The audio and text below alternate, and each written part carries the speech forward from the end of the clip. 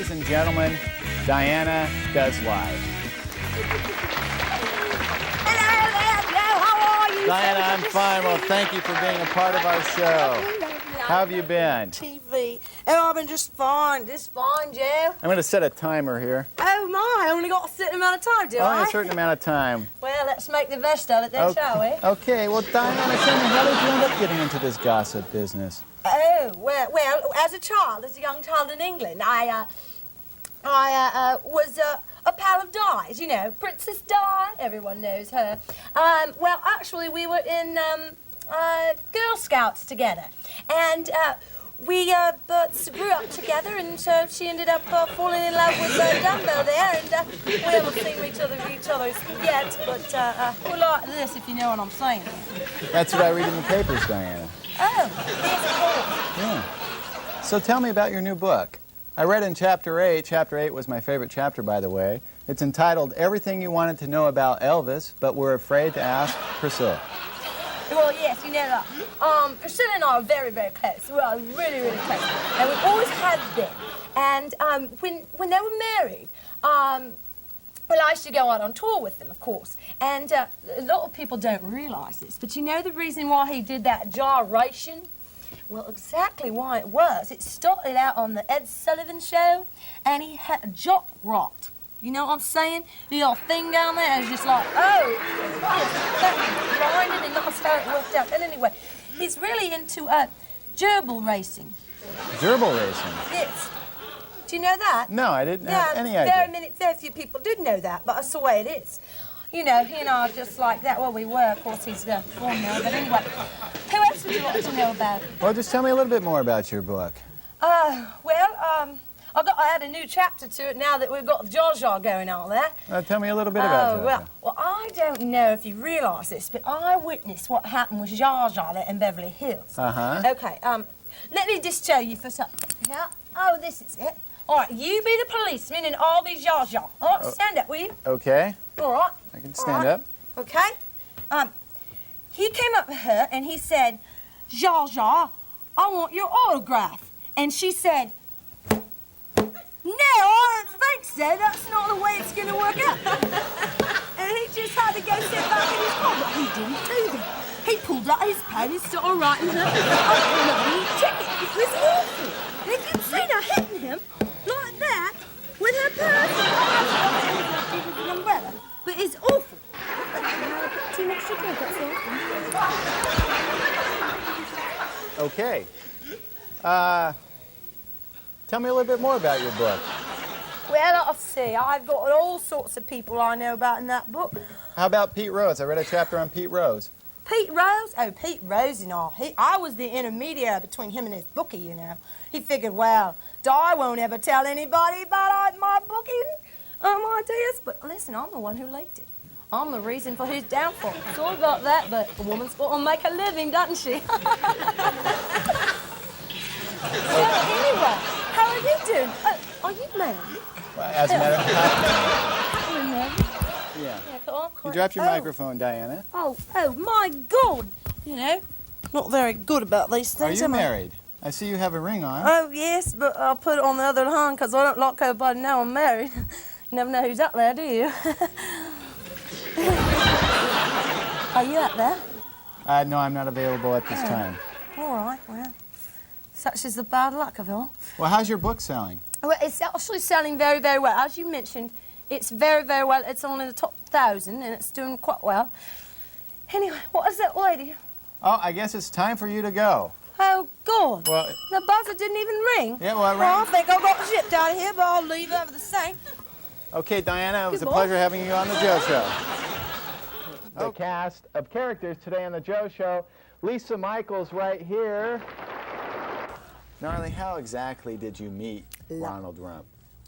Well, now I'm so glad that you asked that.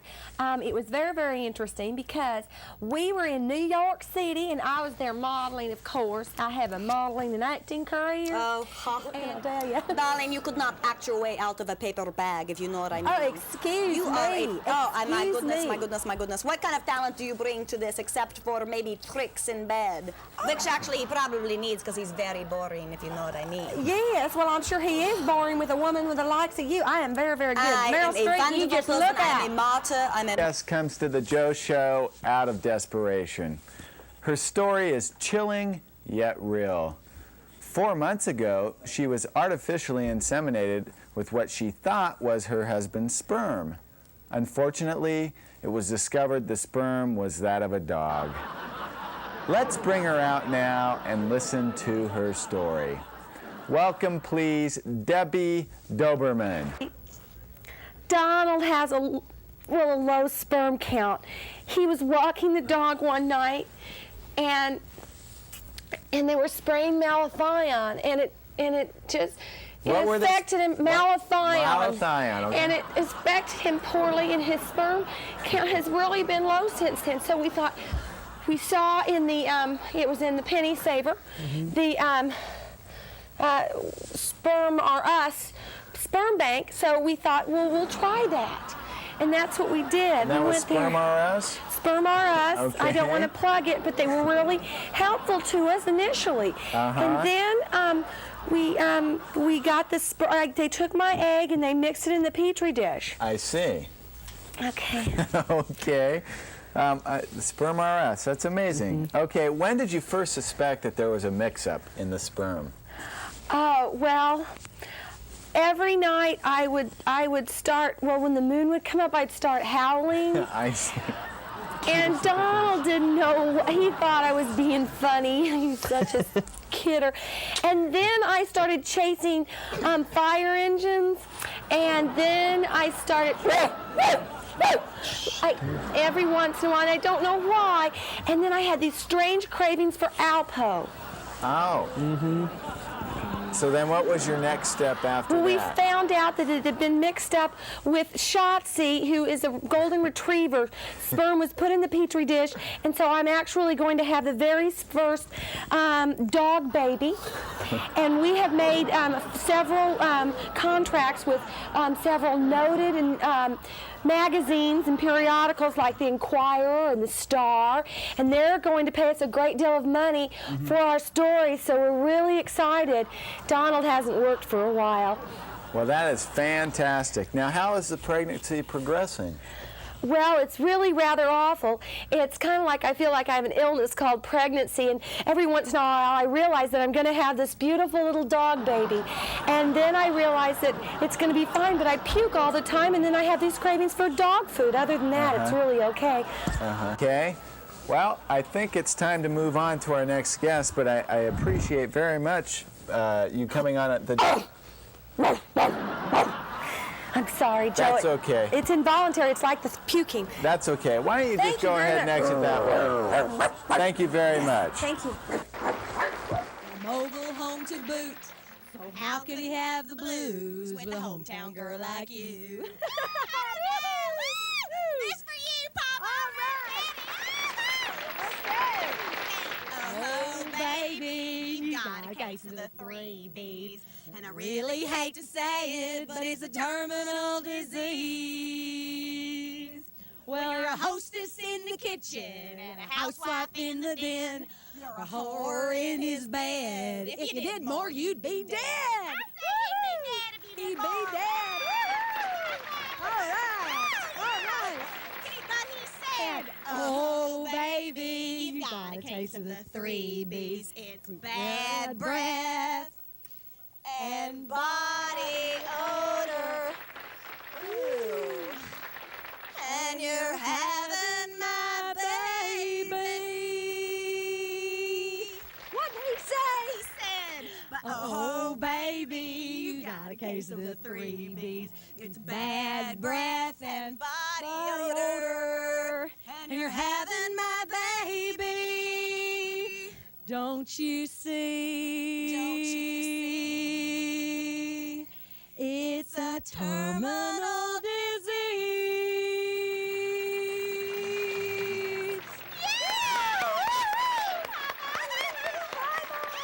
Absolutely beautiful. Absolutely beautiful. Okay, Jugs. Come here, Jugs. Oh, it's good to see you. Take a seat. That's your.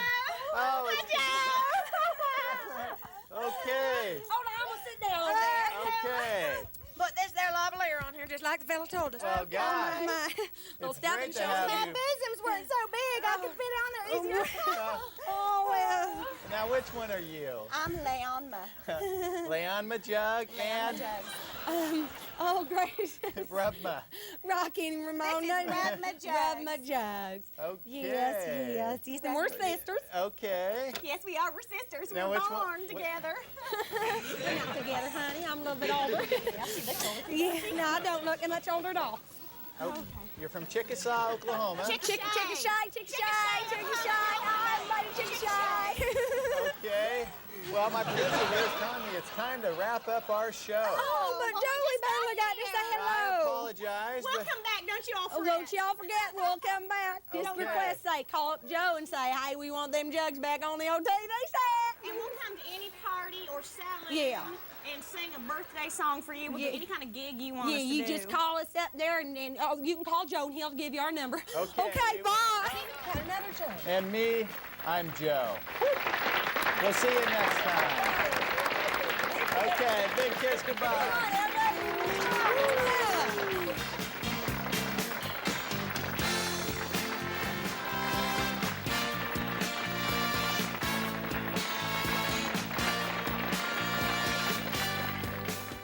The only reason I ever went to Aunt Nellie's family reunion was to get a taste of her honey-cured ham.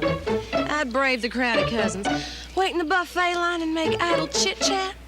But now, Jack in the Box has this honey-cured ham sandwich, and it's the best reason I can think of never to go to Aunt Nellie's again. Next reunion, I'll just send a card. It is a surprise indeed to have our next guest on the Joe Show. Miss Pimbergrass was my 8th grade math teacher. Miss Pimbergrass was originally scheduled to try out for the Love Connection here in Los Angeles, but she apparently did not make the cut. Miss Pimbergrass, come on out here. Well, hello, Joe. It's just a pleasure to see you. How are you? I'm fine, thank you. How are you? Been quite a while, hasn't it? It sure has. Yes, it sure has. Is that your natural hair, Miss Pimbergrass? I don't remember it looking Well, like it's that. gotten a little bit grayer. Uh-huh. Yes, I it see. surely has. It sure has. Yes, it's we went to school. You were at good old Benedict Junior High. Benedict Arnold Junior Benedict High. Arnold Junior High Yeah. back in Amarillo, Texas. Amarillo is my homeland. Yes, it was Yes. a wonderful place, and I am still teaching there. However, I am starting to get a little nervous about being an old maid. Why is that? Well, that's because I am getting on in years, and I have not been able to find a husband yet. So what I have done is I've tried to get on the Love Connection, and they unfortunately were not interested in my type. Okay. You see what I'm saying? Okay. Now, I'm here, I just remember one time, well, I'm telling you what. Well, what's your brain- fondest memory of me, Miss Pimbergrass? Yes, I was about, that's what I was going to say. I'm losing my head a little. Okay, when Joe was in the classroom, he was always asking the questions, how do you understand that logarithm? How am I able to figure out that? And how did you get the answer? And I just would turn to you and I would say, Joe, it's mechanics. You don't need to know how it's done, it's mechanics. I go out to my car every day and I turn on the car. Uh-huh. I don't know how it works. I just do it. It's mechanics. You just do it, but not Joe. Joe had to know why and how and everything from the beginning.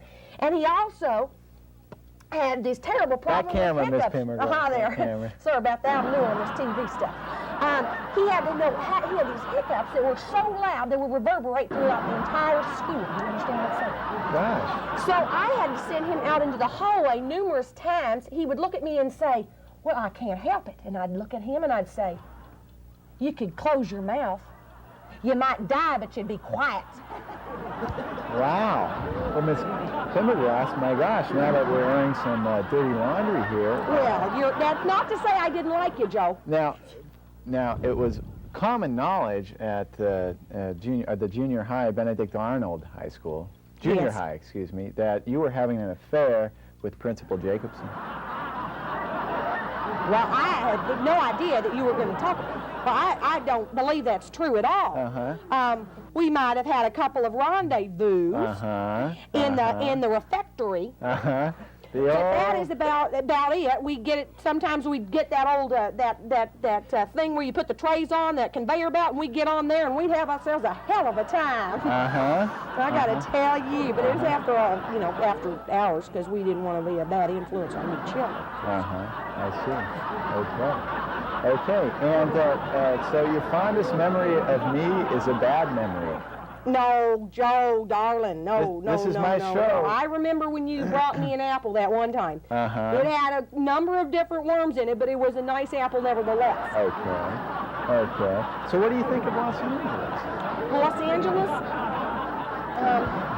Well, Joe, I got to tell you. You seem to be talking much faster than when you started.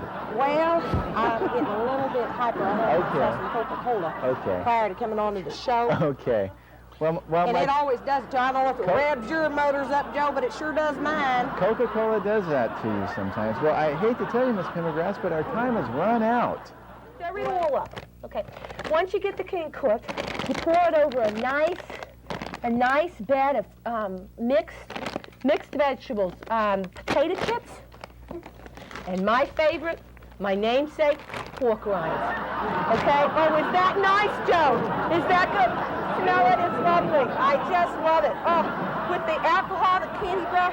Anyway, you make this, you eat this the entire way through your pregnancy, and I'm telling you, you're going to have a neat baby. I mean, who said we had to eat like rabbits? If we were supposed to eat like rabbits, we'd have floppy ears and we'd never practice birth control. Am I right, Joe? You're absolutely right. And how long would you cook something like that? Well, until it looks kind of, cooked.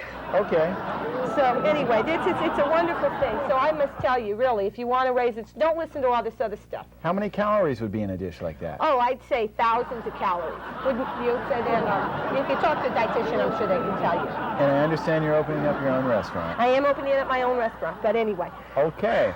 Well, Ursula, that's amazing. And have you enjoyed it? I think, actually, I've had that dish before. Well, it's wonderful. Okay. I'm not surprised, probably, at your finer restaurants. Okay, well, we appreciate your taking the time on the Joe Show today. Well, thank you. Our time is up. Would you mind taking that off stage? Yes, we can eat it later, after the show is over. Okay, well, that sounds very fun.